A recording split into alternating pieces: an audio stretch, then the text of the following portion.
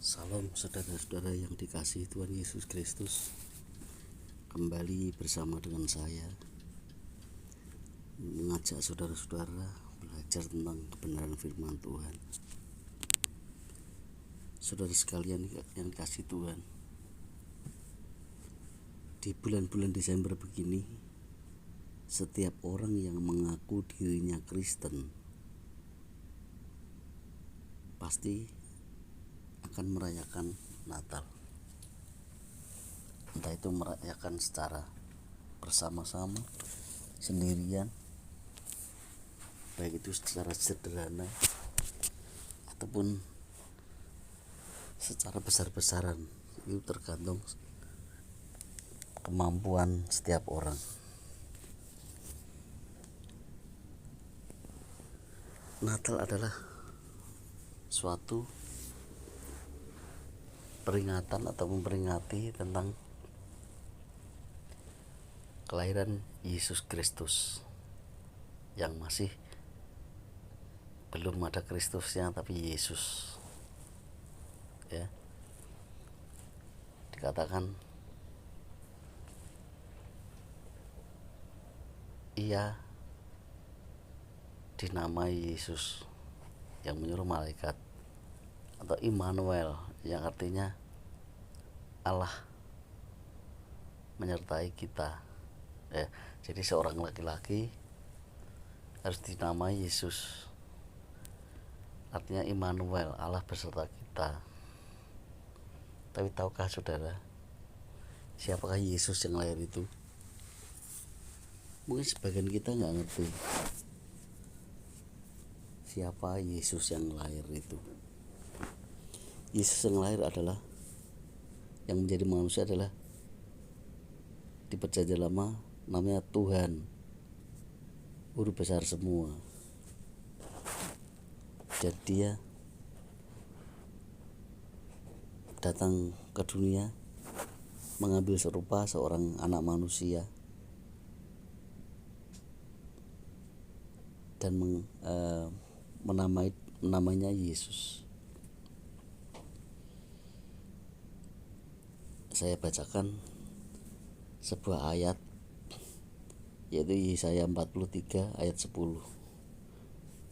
Kamu inilah saksi-saksiku, demikianlah firman Tuhan, Tuhannya Tuhan huruf besar semua, dan hambaku yang telah kupilih, supaya kamu tahu dan percaya kepadaku dan mengerti bahwa aku tetap Dia.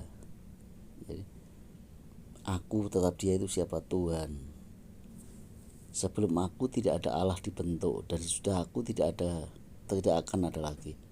Jadi Allah menjadi manusia itu, Allah dibentuk menjadi manusia. Bentuk siapa? Ya dirinya sendiri. Menjadi seorang anak laki-laki dinamai Yesus, atau disebut Immanuel karena Allah beserta kita, ya. Jadi Yesus yang lahir itu, yang jadi manusia itu adalah firman Tuhan. Tuhan itu ya Allah. Dia dibentuk menjadi manusia. Firman itu dibentuk menjadi manusia. Dan hanya sekali itu saja. Dan sesudah aku tidak ada lagi, ya. Tapi tetap Dia, ya, Allah Tuhan yang dibentuk menjadi manusia itu tetap Dia siapa? Tuhan. Firman Tuhan berkata begitu. Dan sesudah Allah dibentuk menjadi manusia ini, tidak akan ada lagi, ya, dibentuk menjadi manusia. Terus siapa sih yang membentuk? Ya, kalau berkata aku tetap Dia, yang walaupun dibentuk menjadi manusia, Tuhan tetap Tuhan, firman Tuhan tetap firman Tuhan. Jadi yang dibentuk itu adalah firman yang menjadi manusia. Yang bentuk ya dirinya sendiri. Karena firman itu juga Allah, saudara-saudara, ya. Kita juga baca, coba kita baca 1 Yohanes pasal 1 ayat 1. Judulnya firman yang telah menjadi manusia. Pada mulanya adalah firman. firman itu bersama-sama dengan Allah dan firman itu adalah Allah. Jadi Allah itu, tapi kita harus ketahui bahwa Allah itu adalah roh yang bisa berfirman. Firmannya ingin menjadi manusia, ya jadi manusia, itu haknya dia, tidak boleh protes kita. Kalau Allah melakukan apapun itu ya terserah Allah. Sebagai umat kita harus percaya itu, saudara. Jadi kembali ke depan, siapakah Yesus itu yang lahir menjadi anaknya Maria dan Yusuf itu? Dia adalah firman yang menjadi manusia, tapi firman itu juga Allah. Pada mulanya adalah firman, firman itu bersama-sama dengan Allah, dan firman itu adalah Allah, ya. Jadi Allah yang membentuk dirinya menjadi manusia, tapi kita ketahui bahwa Allah itu adalah roh yang walaupun rohnya di dalam tubuh manusia, Allah tetap roh. Di mana-mana ada Allah, ya. Kalau ada pertanyaan, loh kalau Allah menjadi manusia, loh terus manusia Yesus, terus yang di luar Israel mana bisa dijangkau Tuhan? Tuhan itu roh, Allah itu roh, ya. Walaupun mengambil sumpah seorang manusia, Allah itu di mana-mana tetap ada, ya. Ya, terus ada pertanyaan lagi, kenapa sih Allah yang Maha Kuasa itu mau-maunya menjadi manusia, ya? Kenapa? Ya, kenapa kok mau-maunya menjadi manusia? Karena Allah itu yang Maha Kuasa. Kok menjadi sama dengan manusia? Ada kan tuh, menjadi sama dengan manusia ciptaannya, ya. Kenapa kok mau-maunya Allah yang berkuasa kok mau-maunya menjadi manusia seperti ciptaannya? Nah, jawabannya sederhana, supaya bisa mati. Sederhana kan jawabannya. Allah menjadi manusia, dibentuk menjadi manusia, bentuk dirinya sendiri, dilahirkan seperti manusia, dan diam di antara orang Israel, di antara kita kalau di sini. Tapi yang pertama itu diam di antara orang Israel, namanya Yesus, yang artinya Immanuel, artinya Allah beserta kita, ya. Supaya bisa mati, ya. Lalu saat ini kita masih merayakan kelahirannya, ya. Bolehlah kalau saya cuman merayakan, tapi jangan kita salah dalam kita merayakan itu, sehingga pikiran kita terfokus. Kalau kita merayakan anak bayi, terus kita buat drama-drama seolah-olah Yesus itu manusia terus, ya. Tapi ingat saudara, Yesus itu lahir jadi manusia itu cuman 33,5 tahun, ya. Lalu dia mati, ya. Mati untuk memberikan nyawanya untuk suatu tebusan bagi umatnya yang berdosa itu. Dia mati supaya umatnya itu diampuni dosanya, karena ribuan tahun umat manusia itu mencoba minta pengampunan Tuhan dengan caranya sendiri, dan itu hanya binatang yang dipersembahkan. Tapi Tuhan menyediakan korban bagi dirinya sendiri, ya. Sampai di sini paham ya kenapa Tuhan atau firman Tuhan itu kok menjadi manusia? Yesus lahir, lalu diperingati orang Kristen atau yang mengaku Kristen saat ini melakukan perayaan Natal, ya. Dia supaya dia bisa mati, udah ya ini. Terus tapi saya mengingatkan saudara-saudara sekalian, kita jangan terlena bahwa seolah-olah atau dalam bayangan kita Yesus itu tetap manusia, tetap jadi anak-anak, ya. Lalu memainkan drama-drama yang memainkan Yesus itu seperti anak bayi terus, itu salah. Kalau kita pikiran kita terus sampai di sana, Jangan-jangan kita merendahkan Yesus, posisi Yesus. Yesus itu sekarang bukan manusia lagi, saudara-saudara. Yesus itu Allah yang maha kuasa sekarang, ya. Bukan seperti kanak-kanak lagi, ya. Bukan di bumi bawa jubah compang-camping dilempari sobek semua, enggak. Terus kita melihat yang digambar itu Yesus kok gondrong, jenggotan itu kan gambar ilustrasi. Yang aslinya semua orang enggak tahu. Apa zaman Yesus itu ada foto, ya enggak. Itu cuma ilustrasi, ya, ilustrasi. Jadi Yesus sekarang bukan manusia lagi, apalagi seperti anak-anak, bayi yang diperingati orang Kristen saat ini. Ingin tahu keadaan Yesus sekarang, ya, bentuk Yesus sekarang? Yesus itu roh, ya. Tetapi ada hambanya yang dibawa untuk melihat keberadaannya, tentu lewat rohnya juga. Karena Allah itu roh, maka malaikat membawa hambanya, yaitu Rasul Yohanes, dibawa rohnya untuk melihat keadaan Yesus di surga setelah naik ke surga itu. Coba saya mau mengajak saudara-saudara untuk melihat keadaan Yesus ketika Rasul Yohanes itu diajak ke surga untuk melihat keberadaan Yesus. Tentunya dibawa ke surga itu bukan fisiknya, karena surga itu bukan tempat fisik, semua serba roh, ya. Coba kita mau pelan-pelan membaca. Ini jarang Anda mendengar mungkin, atau mungkin bahkan tidak pernah mendengar sama sekali. Kita buka Wahyu pasal yang pertama, saudara-saudara, ayat 14. Kepala dan rambutnya putih bagai bulu yang putih metah. Jadi rambut dari kepala itu putih bagian bulu yang putih metah, mengkilat, putih mengkilat, ya, putih baja begitu, putih metah gitu, putih mengkilat. Dan matanya bagaikan nyala api. Nah, inilah keadaan Yesus sekarang.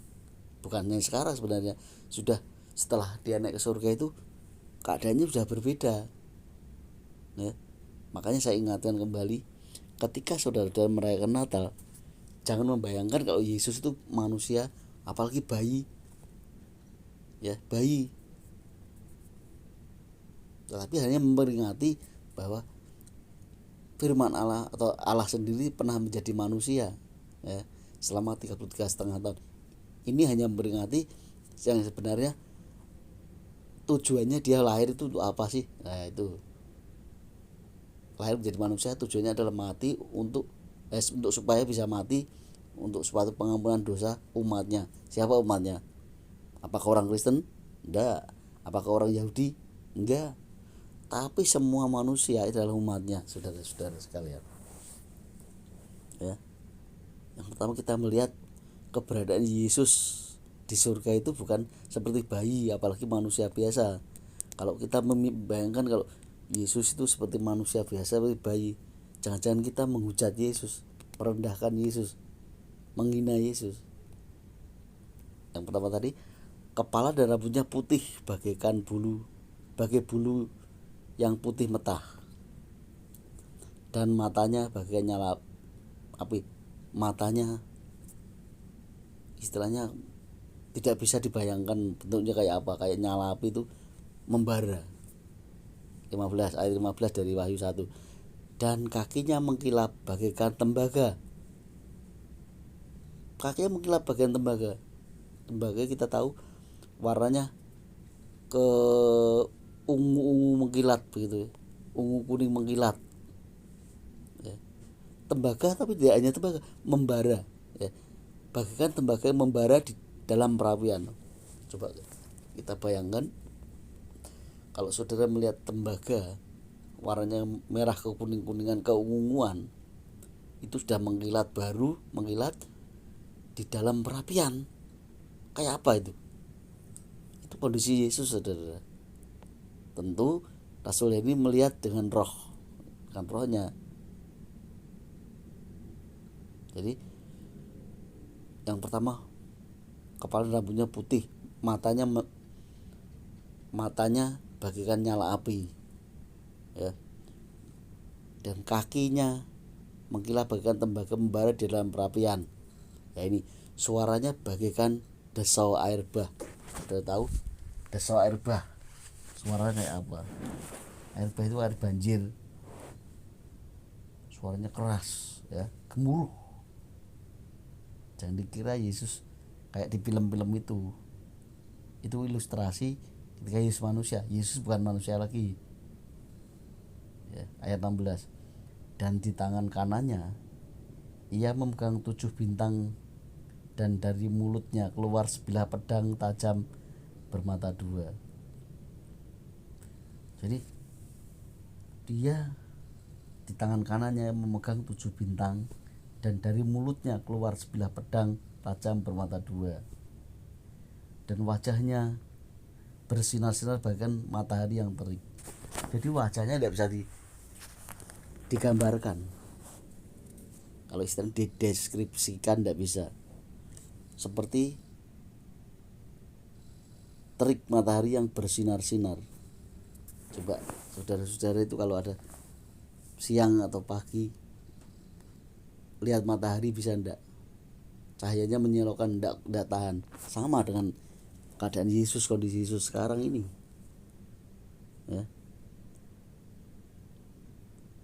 Jadi jangan digambarkan seperti baby face, seperti anak imut-imut, jangan, ya.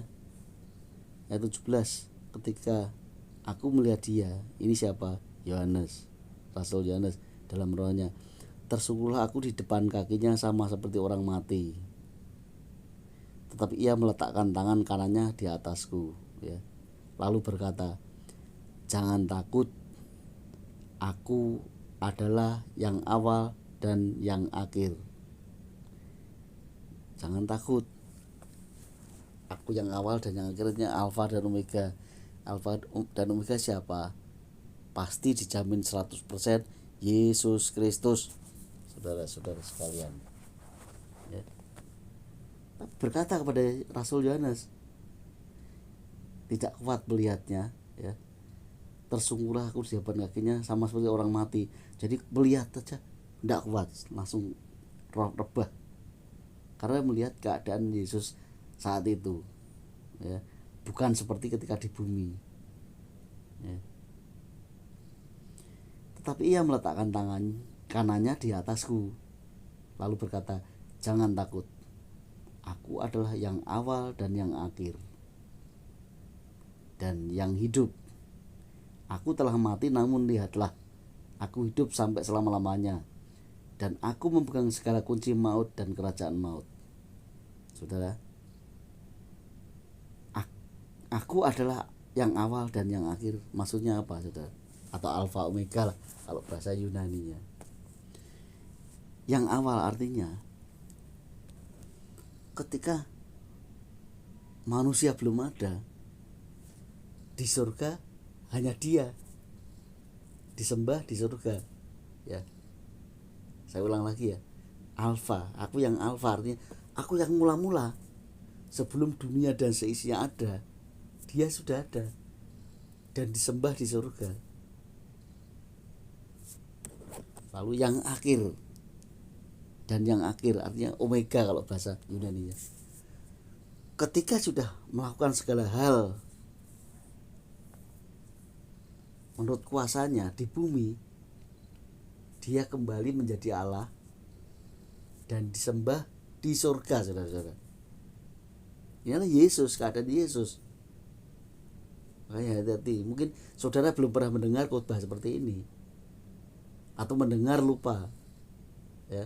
Tapi saya ingatkan kembali, ketika saudara-saudara sekalian memperingati Natal, jangan lupa, ini pesan saya, jangan lupa bahwa Yesus bukan seperti yang kau bayangkan, seperti anak bayi terus menjadi anak-anak kira-kira belajar berjalan imut-imut itu. Jangan.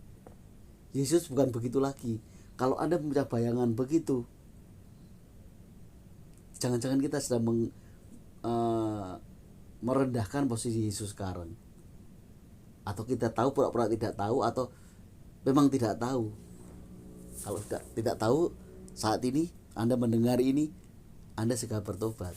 Jangan lagi membayangkan kalau Yesus itu seperti anak kecil, anak bayi, anak TK begitu. Jangan. Tapi bagi saudara yang ngerti tapi nekat, masih begitu. Dikatakan firman yang kusampaikan adalah menjadi hakimnya, saudara-saudara. Yesus berkata, firman yang kusampaikan menjadi hakimmu. Jadi lihat,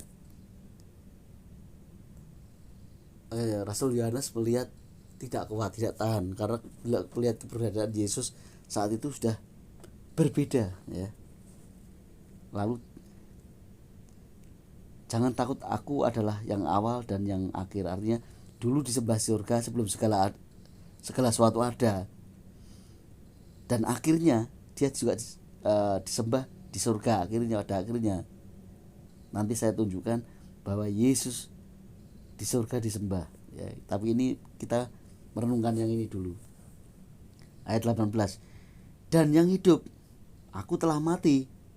Kapan dimati? Ketika menyerahkan dirinya di kayu salib, supaya kematian itu menjadi jalan pengampunan bagi umatnya. Siapa umatnya? Apakah orang Kristen? Bukan. Apakah orang Katolik? Bukan. Atau apakah hanya orang Yahudi? Bukan. Umatnya adalah semua manusia di bumi ini, sejak Adam dan Hawa sampai selama-lamanya itu umatnya, yang harus tunduk, takluk, dan patuh, dan harus menyembah Dia, satu-satunya Allah itu. Jangan bilang Allah itu ada 3, 2, 4, 5, jangan, ya, seperti yang dikatakan dinas pendidikan kemarin. Allah yang Kristen 3 tambah 1 lagi Bunda Maria supaya tambah 4. Itu ngawur, saudara-saudara. Allah itu 1, Esa itu 1. Siapa satu-satunya? Yesus Kristus, ya. Yang Alfa Omega itu, yang dulu sebelum segala sesuatu ada, disembah di surga, dan sesudah dia menyelesaikan misi di buminya, dia kembali menjadi Allah, disembah di surga pula. Di mana itu? Ya. Kita buka Wahyu ayat pasal 19 ayat 6, saudara-saudara. Judulnya perjamuan kawin anak domba. Ayat 6. Lalu aku mendengar seperti suara himpunan besar orang banyak, seperti desau air bah. Saking banyaknya himpunan seperti orang banyak itu, seperti desau air bah, dan seperti deru guru yang hebat, katanya. Haleluya. Karena Tuhan, ya. Belajar dulu. Karena Tuhan. Kenapa? Kalau ini TUHAN yang besar, T-nya depan. Karena Tuhan ketika di bumi, Tuhan yang berkarya, ya. Jadi tulisan Tuhan huruf besar, huruf kecil, semua itu Tuhan yang berkarya di bumi, berkarya. Allah kita posisinya masih di bumi, yang maha kuasa, telah menjadi raja. Raja apa? Raja di atas segala raja. Artinya begitu. Jadi sekali lagi, jangan membayangkan kalau Yesus itu seperti manusia biasa, ya. Yesus bukan manusia biasa lagi. Kita kembali ke Wahyu 1 ayat yang 18.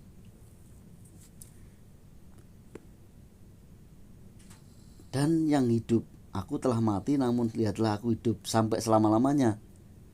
Yesus hidup sampai selama-lamanya. Ketika dia bangkit, naik ke surga, hidup sampai selama-lamanya, dan disembah di surga, kembali menjadi Allah yang berkuasa, ya. Karena Allah itu roh, Walaupun itu tinggal di dalam diri Yesus yang manusia, Allah ya tetap Allah. Yesus yang manusia itu mati, bangkit, berubah menjadi roh surga. Lah ini yang belakangan nih. Aku memegang segala kunci maut dan kerajaan maut. Jadi kunci maut ya artinya maut, artinya kerajaan laknat, kerajaan iblis, dan kerajaan yang paling dalam, rajanya iblis, itu yang memegang kendali Yesus, yang dulu mati tapi hidup kembali. Jadi ya, kalau saudara-saudara merayakan Natal yang sebenarnya tidak ada perintah untuk merayakan, tetapi kalau saudara-saudara merayakan, silahkan saja. Yang penting tidak bertentangan atau berlawanan dengan firman Tuhan, tidak membuat Tuhan murka, ya. Jangan membuat hati Tuhan marah lalu murka. Murka gimana? Saudara masih menganggap Yesus itu manusia biasa, bayi, anak-anak. Apalagi seperti film itu, rambutnya gondrong, jubahnya compang-camping, tangannya bolong begitu, ya. Salah, Yesus bukan begitu. Lihat aja kakinya tadi, seperti tembaga yang di dalam perapian itu. Kayak apa warnanya? Merah, ya, merah ungu. Wajahnya bersinar seperti terik matahari. Artinya apa? Semua orang tidak bisa tahan menatap wajahnya. Jangankan wajah Yesus yang sudah menjadi Allah, menatap ciptaannya aja, matahari itu, tatap aja pagi, siang atau sore kalau kuat, tidak kuat. Apalagi wajahnya seperti terik matahari, tapi bukan matahari, lebih lagi, ya. Makanya saudara-saudara, kalau Anda merayakan Natal, biarlah momentum Natal yang Anda lakukan, ya, baik itu secara pribadi atau kelompok.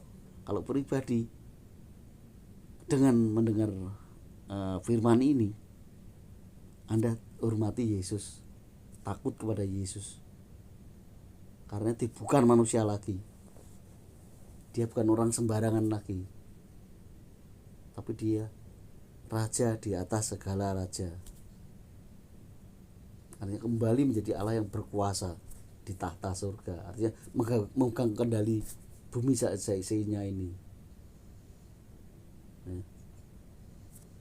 Bagi saudara-saudara yang berkelompok, ketika Anda mendengarkan firman yang begini ini, mudah-mudahan kebelakangan nanti banyak orang yang berkhotbah seperti ini tentang firman ini, ya. Kalau khotbah saya mungkin pembawaan saya kurang baik, tapi kalau mungkin pendeta saudara lebih baik, khotbahnya akan luar biasa. Saudara bertobat, ya, bahwa Yesus sekarang itu yang memegang kunci maut dan kerajaan maut. Bagi siapapun yang tidak tertulis dalam kitab kehidupan milik anak domba, kamu akan dimasukkan kerajaan maut, dan kerajaan maut dan kunci jurang maut, saudara-saudara, ya. Hati-hati saudara. Apalagi saudara yang kalau saudara mereka Natal lalu manggil banyak orang yang belum kenal Yesus, belum bertobat, kiranya itu bisa membuat orang bertobat, mengenal siapa Yesus. Kenapa harus menjadi manusia? Kenapa harus mati? Kenapa harus menaik ke surga? Saudara perlu tahu, kenapa Allah kok menjadi manusia? Supaya bisa mati. Kalau terus menjadi Allah tidak bakal bisa mati. Kenapa harus mati? Untuk satu pengampunan dosa. Dosa siapa? Umatnya. Siapa umatnya? Ya semua manusia.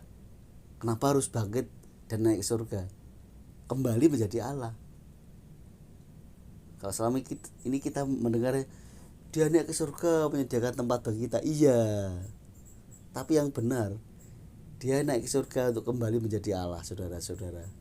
Yang kita sering dengar begitu. Ayatnya ada. Ya. Dia naik ke surga menjadikan tempat bagi kita.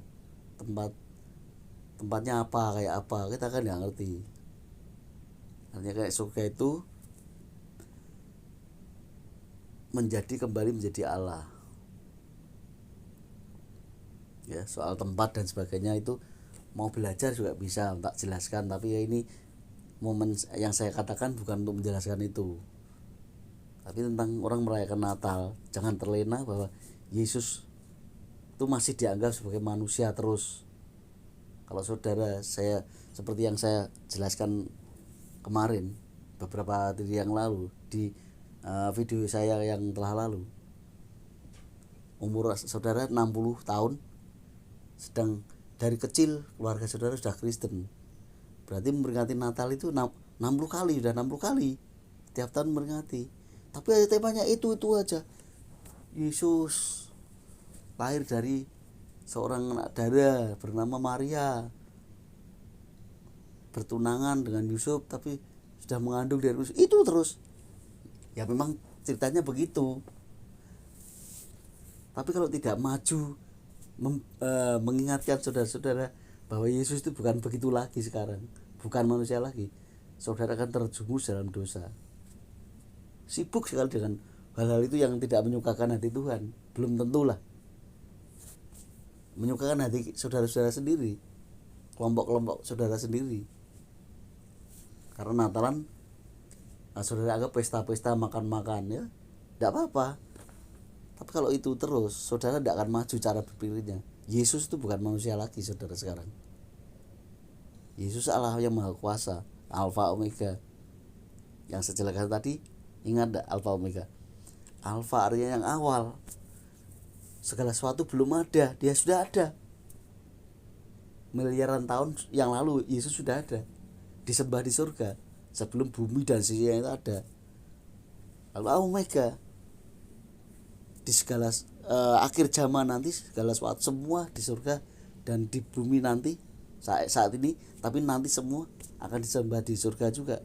Yang saya bacakan tadi gambarannya adalah siapa yang melihat? Rasul Yohanes dibawa untuk melihat keberadaan Yesus. Jadi orang sekarang atau saat ini ketika saudara mendengar firman ini, ayo bertobat, kembali pada Yesus, nyembah Yesus satu-satunya Allah yang benar itu. Dia yang Alfa dan yang Omega, dari Alfa sampai Omega. Hanya dia yang disembah. Ya. Sekali lagi, kenapa Allah kok maunya dari manusia untuk mati? Mati untuk apa? Untuk pengampunan dosa. Setelah mengampuni dosa, dia kembali menjadi Allah, naik ke surga menjadi Allah. Dan ingat saudara-saudara, ingat satu ayat yang bukan ayat ya, saya menyadur satu ayat. Dia akan kembali memakai anak domba, memakai nama anak domba, ya. Dia akan turun di atas awan-awan. Yang mati kau dibangkitkan, yang hidup akan diangkat untuk hidup selama-lamanya. Dia menciptakan langit dan bumi baru, lalu surga diturunkan, neraka diciptakan. Bagi namanya yang tidak tertulis dalam kitab kehidupan milik anak domba, akan masuk di dalam kerajaan maut bersama iblis dan antek-anteknya. Bagaimana cara tertulis namamu dalam kitab kehidupan anak domba? Lihat, tonton video saya yang sebelum ini. Ya, caranya bagaimana, tonton supaya ngerti. Kalau tidak paham tanya. Apa yang saya sampaikan ini kiranya menjadi berkat bagi saudara. Salah satunya adalah mengenal Yesus yang saat ini, tidak seperti 2000 tahun yang lalu menjadi manusia terus. Diberkatilah saudara-saudaraku yang mendengar semuanya ini. Haleluya, amin.